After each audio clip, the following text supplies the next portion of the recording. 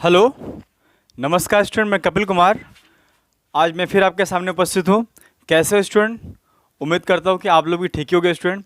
आज मैं आपके लिए क्या आया हूँ स्टूडेंट, कार्बन एंड कंपाउंड्स का 6th लेक्चर है स्टूडेंट। ठीक है, इसके पहले के लेक्चर आप मिस मत करिए स्टूडेंट। सारे लेक्चर आप अच्छे से देखिए स्टार्टिंग से लेकर के लास्ट तक। ठीक है, और फॉलो करिए अच्छे से, सारे कंसेप्ट को समझिए। ठीक है, और स्टार्ट करते हैं स्टूडेंट बिना देर किए। ठीक है स्टूडेंट, तो चलो आज हम ये पढ़ेंगे स्टूडेंट कार्बन एंड कंपाउंड्स में chemical property of carbon compound. Carbon compounds का केमिकल प्रॉपर्टीज क्या क्या होता है उसको पढ़ना है हमें। ठीक है, टाइप्स ऑफ रिएक्शन यानी कि, ठीक है, कौन कौन से रिएक्शन कार्बन कंपाउंड शो करता है। ठीक है, RSI में स्टूडेंट यानी कि हाइड्रोकार्बन्स की केमिकल प्रॉपर्टी को पढ़ना है इस बार। ठीक है स्टूडेंट, तो चलो स्टार्ट करते हैं स्टूडेंट बिना देर किए। सबसे पहले कंबशन रिएक्शन।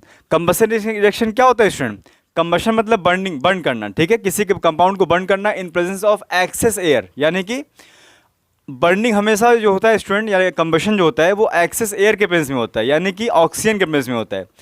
एयर में बर्निंग का बर्न जो कंबशन होता है उसको सपोर्ट कौन करता है स्टूडेंट? ऑक्सीजन करता है। तो ऑक्सीजन मेन रोल यहाँ पर निभाता है।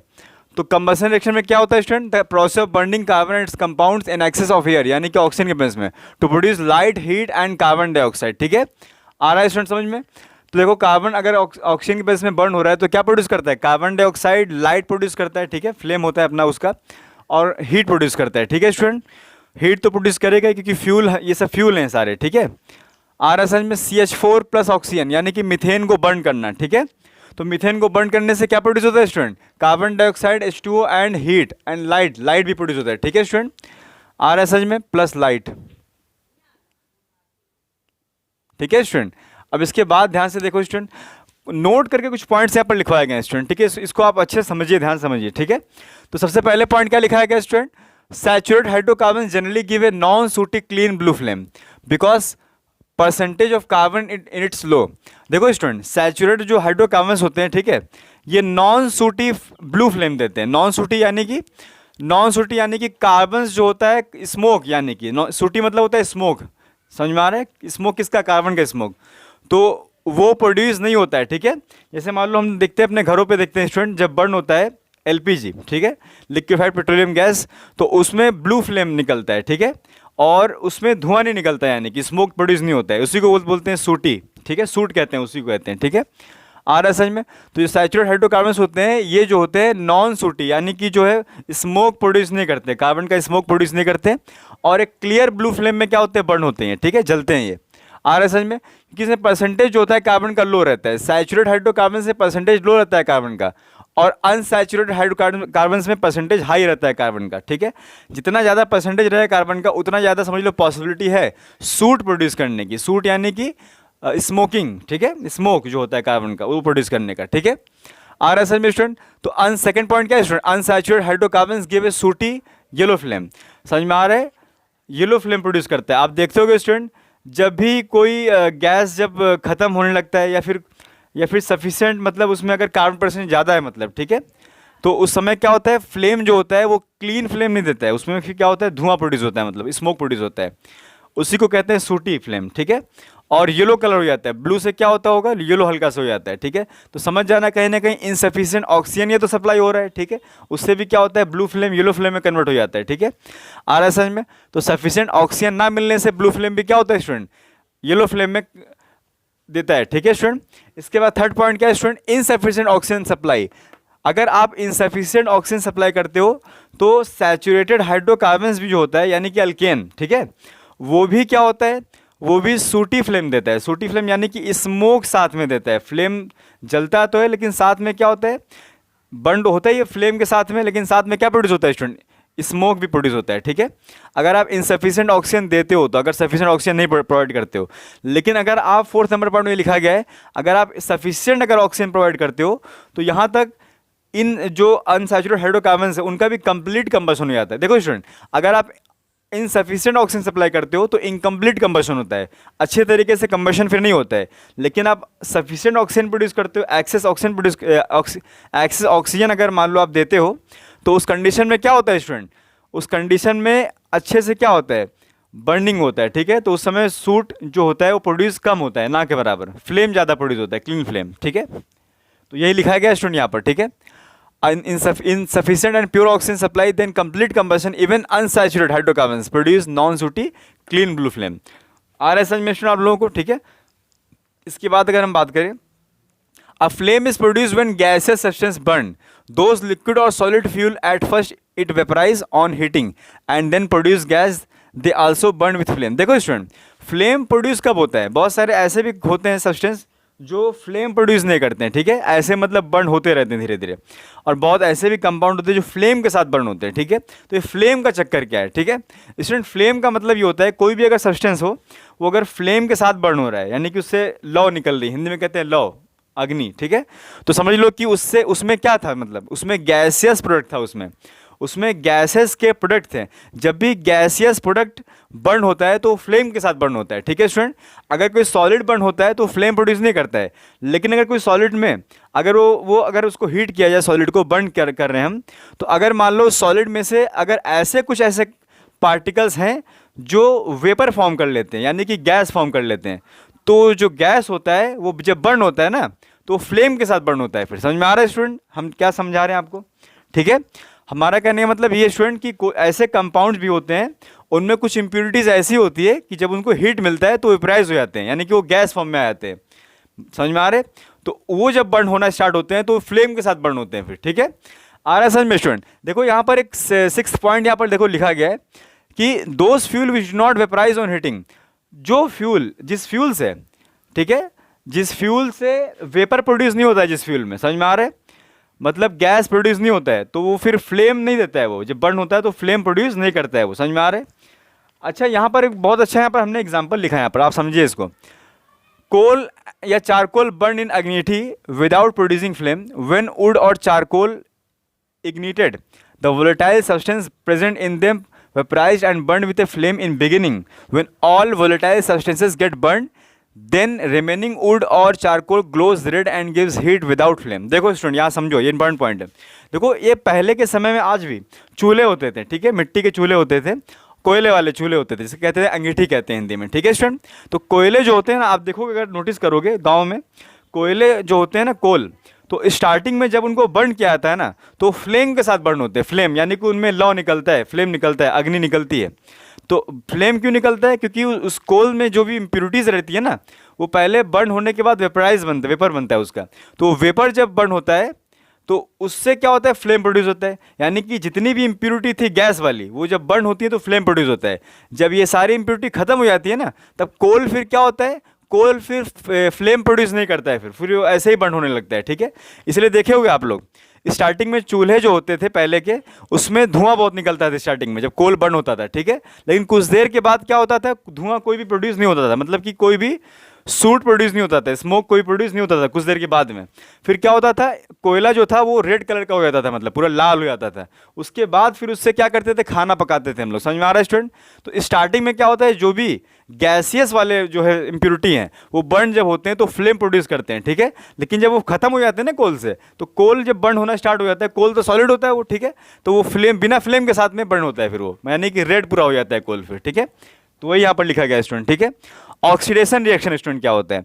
ऑक्सीडेशन रिएक्शन क्या है स्टूडेंट? सम ऑक्सीडाइजिंग, देखो ऑक्सीडेशन रिएक्शन समझ लो स्टूडेंट। यहाँ पर ऑक्सीडेशन रिएक्शन जो होता है ये कैटालिटिक ऑक्सीडेशन यहाँ पर हो रहा है, यहाँ पर ऑक्सीडेशन हो रहा है, ठीक है। देखो स्टूडेंट पहले एक कंसेप्ट याद रखो आप, छोटा सा कंसेप्ट याद ही रखना है आपको।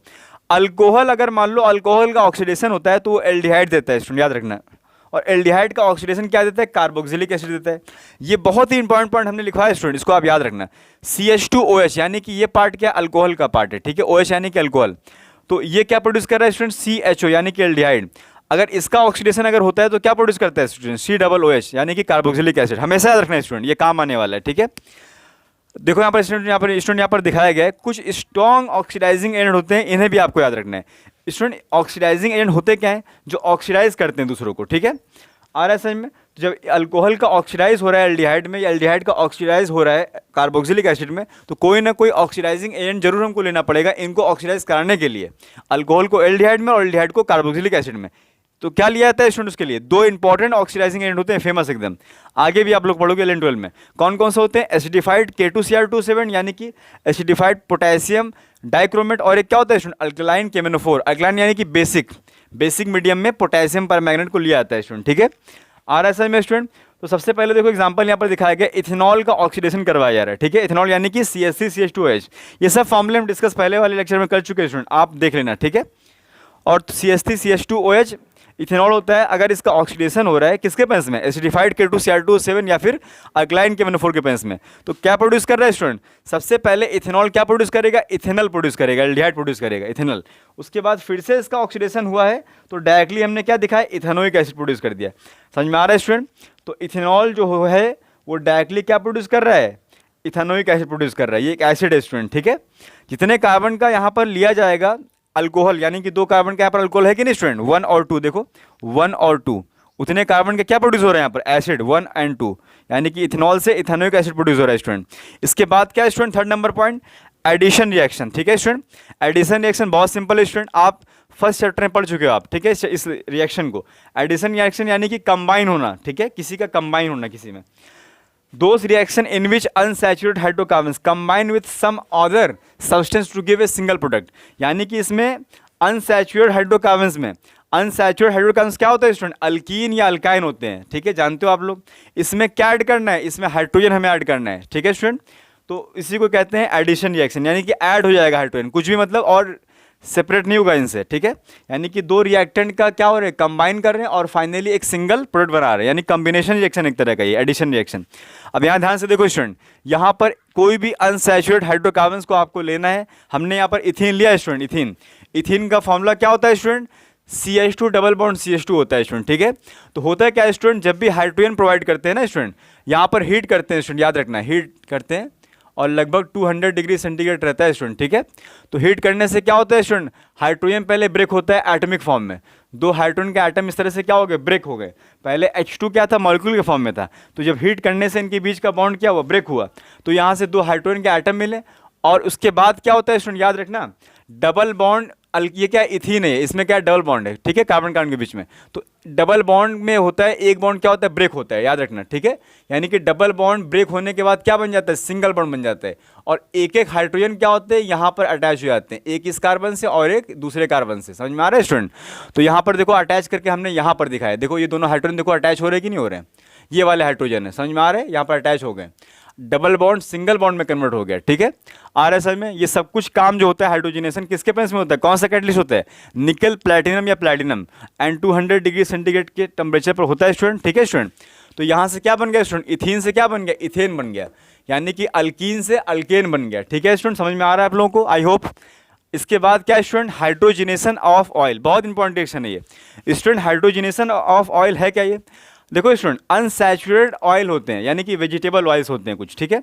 वेजिटेबल ऑयल्स यानी कि जो हम लोग यूज करते हैं, जैसे कोकोनट ऑयल, ठीक है, ग्राउंडनट ऑयल और मस्टर्ड ऑयल, सरसों का तेल हो गया, ठीक है, नारियल का तेल हो गया, मूंगफली का तेल हो गया, ठीक है। ये सारे जो वेजिटेबल ऑयल्स जो होते हैं ये सारे अनसैचुरेट होते हैं, क्या होते हैं स्टूडेंट, अनसैचुरेट हाइड्रोकार्बन्स होते हैं, ये लिक्विड फॉर्म में रहते हैं ऑयल, ठीक है। जब इनका हाइड्रोजनेशन करवाया जाता है स्टूडेंट, यानी कि वेजिटेबल ऑयल ये सारे जो होते हैं इनका जब हाइड्रोजनेशन करवाया गया, हाइड्रोजनेशन मतलब हाइड्रोजन को ऐड करना, ठीक है, किसके पास में होता है स्टूडेंट, निकल प्लैटिनम और प्लैटिनम, ठीक है, और हीट भी दिया जाता है यहाँ पर। तो ये यहाँ पर जो डबल बॉन्ड है यहाँ पर स्टूडेंट क्या होता है, सिंगल बॉन्ड में कन्वर्ट हो जाता है और यहाँ पर हाइड्रोजन क्या हो गया स्टूडेंट, एक एक हाइड्रोजन इस तरह से ऐड हो गया यहाँ पर, ठीक है स्टूडेंट। दोनों कार्बन में, एक इस कार्बन में ऐड हुआ और एक इस कार्बन में ऐड हुआ, यहाँ पर देखो ऐड हो गया दोनों, ठीक है। और ये वेजिटेबल ऑयल फिर किस में कन्वर्ट हो जाता है स्टूडेंट, वेजिटेबल घी में, यानी कि सैचुरेटेड हो जाता है ये, सैचुरेटेड यानी कि कार्बन कार्बन के बीच में सिंगल बॉन्ड हो जाता है स्टूडेंट। ये डालडा और घी जो होता है ना इस तरह से ही बनाया जाता है, ठीक है। डालडा या घी हम लोग जो यूज करते हैं ना हम लोग, या आप लोग समोसा खाते हैं, हम लोग खाते हैं सब लोग, तो ये सब इस तरह से फॉर्म करते हैं ये, ठीक है, इंडस्ट्रीज़ में, ठीक है स्टूडेंट। आ रहा है समझ में? तो यही होता है, इस तरह से प्रोसेस ये होता है इसका, ठीक है। इसके बाद क्या students, test for the unsaturated hydrocarbons. Unsaturated hydrocarbons यानी कि अल्कीन या अल्काइन को टेस्ट कैसे किया जाए, पता कैसे चले कि कोई अल्केन है या कोई अल्कीन है या कोई अल्काइन है। तो उसके लिए करना क्या पड़ेगा आपको, अगर अल्कीन या अल्काइन को हमको चेक करना है कि ये है कि अल्कीन या अल्काइन यानी कि अनसैचुरेटेड हाइड्रोकार्बन्स अगर है, तो उसके लिए आपको क्या करना है, इनमें क्या ऐड करना पड़ेगा, ब्रोमीन को ऐड करना पड़ेगा आपको। ब्रोमीन का कलर क्या होता है स्टूडेंट, खुद का कलर होता है ब्रोमीन का रेडिश ब्राउन। तो ब्रोमीन क्या होता है स्टूडेंट, यहाँ से ब्रेक करता है ये, ठीक है। यहाँ पर क्या होता है, ब्रोमीन 2 एटम में ब्रेक कर जाता है, जैसे हाइड्रोजन 2 एटम में ब्रेक किया था, ठीक है स्टूडेंट। तो एक बॉन्ड यहाँ पर भी क्या होता है, ब्रेक होता है स्टूडेंट, ठीक है। कार्बन कार्बन का जो डबल बॉन्ड है वो क्या होता है, एक बॉन्ड ब्रेक करता है और एक ब्रोमीन इस कार्बन में अटैच हो जाता है और एक ब्रोमीन दूसरे कार्बन में अटैच हो जाता है। और ये रेडिश ब्राउन कलर जो होता है जब ये ऐड हो जाता है ना ब्रोमीन, तो ये कलरलेस हो जाता है। समझ में आ रहा है? यानी कि कलर चेंज हो रहा है यहाँ पर। ब्रोमीन का कलर पहले क्या था, रेडिश ब्राउन, जब ये इसके साथ ऐड हो गया अल्किन के साथ में तो क्या बना दिया, ये बना दिया कलरलेस कंपाउंड बना दिया स्टूडेंट। ठीक है, आ रहा है समझ में स्टूडेंट आप लोगों को? ठीक है, बहुत सिंपल है। तो ये टेस्ट है एक तरह से। ठीक है स्टूडेंट, अब इसके बाद क्या है स्टूडेंट, सब्स्टिट्यूशन रिएक्शन। इसके बाद सब्स्टिट्यूशन रिएक्शन आप लोग पहले से भी जानते हो। सब्स्टिट्यूशन रिएक्शन क्या होता है स्टूडेंट, पहले चैप्टर में हम पढ़ा चुके हैं। जो बहुत ही रिएक्टिव एलिमेंट होता है वो अपने लेस रिएक्टिव एलिमेंट को क्या करता है, डिस्प्लेस करता है, रिप्लेस करता है। ठीक है, यहीं पर यहाँ पर वही कंसेप्ट है। ठीक है, तो यहाँ पर देखो, पढ़ो क्या लिखा गया है, दोस reaction in which one or more hydrogen atom replaced by one or more some other atom are called substitution reaction. देखो सब्स्टिट्यूशन रिएक्शन जो में क्या होता है स्टूडेंट, मेनली सैचुरेटेड हाइड्रोकार्बन्स को लिया जाता है, यानी कि मीथेन को देखो लिया गया है, और इसमें मेनली क्या लिया जा रहा है, Cl2 लिया जा रहा है। ये Cl बॉन्ड Cl यानी कि Cl2 है मेनली यहाँ पर स्टूडेंट। ठीक है, और यहाँ पर हो क्या रहा है स्टूडेंट, ध्यान से देखो, क्लोरीन को हमने इस तरह से लिखा है, क्लोरीन सिंगल बॉन्ड क्लोरीन। हो क्या रहा है, क्लोरीन का ये जो एटम है एक हाइड्रोजन के एटम के साथ क्या कर रहा है, ये कंबाइन कर ले रहा है। ठीक है, और ये HCl के फॉर्म में यहाँ पर देखो बन जा रहा है स्टूडेंट। और ये जो बॉन्ड है स्टूडेंट, ये क्लोरीन जो यहाँ पर था ना, वो ये कहाँ अटैच हो जाता है, इस कार्बन पे अटैच हो जाता है। देखो यहाँ पर अटैच हो गया। ठीक है, यहाँ यानी कि यहाँ पर पहले क्या था, हाइड्रोजन था पहले, और अब यहाँ पर क्या आ गया, क्लोरीन आ गया। तो हाइड्रोजन को किसने डिस्प्लेस किया, क्लोरीन डिस्प्लेस किया। ठीक है स्टूडेंट, इसीलिए क्या है, ये डिस्प्लेसमेंट रिएक्शन है, यानी कि सब्स्टिट्यूशन रिएक्शन है। ठीक है, यानी कि हाइड्रोजन डिस्प्लेस कर रहा है क्लोरीन। ठीक है स्टूडेंट, बहुत समझ लो, बहुत ईजी है। क्लोरीन क्या कर रहा है, हाइड्रोजन को डिस्प्लेस कर दे रहा है, और वहाँ से जो हाइड्रोजन निकल रहा है दूसरा क्लोरीन क्या कर रहा है, उसका कंबाइन करके HCl बना दे रहा है। समझ में आ रहा है, ये काम हो रहा है यहाँ पर। ठीक है, तो आई होप आपको ये लेक्चर बहुत समझ में आया होगा अच्छे से। और मैं कपिल कुमार स्टूडेंट, अगर आपको हमारे लेक्चर अच्छे लगते हैं आपको स्टूडेंट, तो प्लीज़ इस चैनल को लाइक सब्सक्राइब शेयर करना मत भूलिएगा स्टूडेंट, और ज़्यादा से ज़्यादा फॉरवर्ड करिए हमारे लेक्चर को। ठीक है स्टूडेंट, ये बात जरूर आप याद रखिए, और स्टार्टिंग से लेकर के लास्ट तक फॉलो किया करिए। ठीक है, देखा करिए अच्छे से, तभी आपको सारे कंसेप्ट समझ में आएंगे। ठीक है, स्किप करके मत देखा करिए। ठीक है स्टूडेंट, आ रहा है समझ में स्टूडेंट? तो मैं आपके लिए फिर से नया एक लेक्चर लेके आता हूँ स्टूडेंट। ठीक है, और बने रहिए हमारे चैनल में, और आप इस तरह से अपने कंसेप्ट को इंप्रूव करिए। कोई भी अगर प्रॉब्लम होता है आपको तो आप कमेंट करिए। ठीक है स्टूडेंट, ठीक है, हम आपके प्रॉब्लम को दूर करने की जरूर कोशिश करेंगे, 100% करेंगे कोशिश। ठीक है स्टूडेंट, तो आज के लिए इतना है स्टूडेंट, थैंक यू स्टूडेंट।